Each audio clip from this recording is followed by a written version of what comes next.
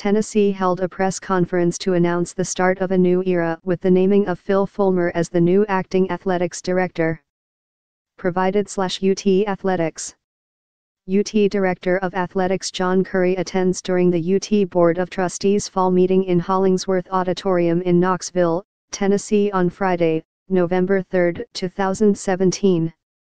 Items that were discussed included outsourcing decisions, updates on Neyland Stadium renovations and system-wide policies regarding free speech and smoking. Photo, Calvin Matthees, Knoxville News-Sentinel.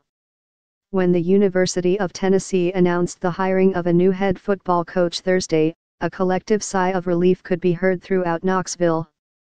The hire of Alabama defensive coordinator Jeremy Pruitt marks the end of a chaotic 2 weeks, but the turmoil of the coaching search, involving back and forth with several candidates and the suspension of the athletics director, will have lingering effects, including millions of dollars in potential buyout and legal costs. Sign up, get breaking news headlines in your email.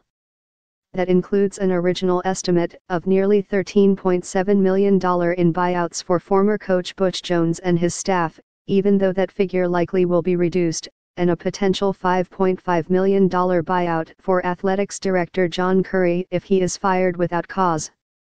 University of Tennessee head coach Jeremy Pruitt speaks about who he sees as the Vols' opponents during his introduction ceremony in the Neyland Stadium Peyton Manning locker room Thursday, December 7, 2017. There's also the potential for costs associated with the university withdrawing on a contract Currie reportedly signed with coaching prospect Greg Schiano before reneging on the deal after fan backlash. There's a number of potential legal ramifications and settlement costs and buyout costs, said B. David Ridpath, Associate Professor of Sports Business at Ohio University. I definitely think there's going to be more. I really don't anticipate John Currie walking away with nothing. I'd be really surprised. And I'd also be surprised if Schiano actually took action, but that all remains to be seen. At the time of Jones' firing in November, Currie said the total cost of buyouts for him and his staff could total around $13 million.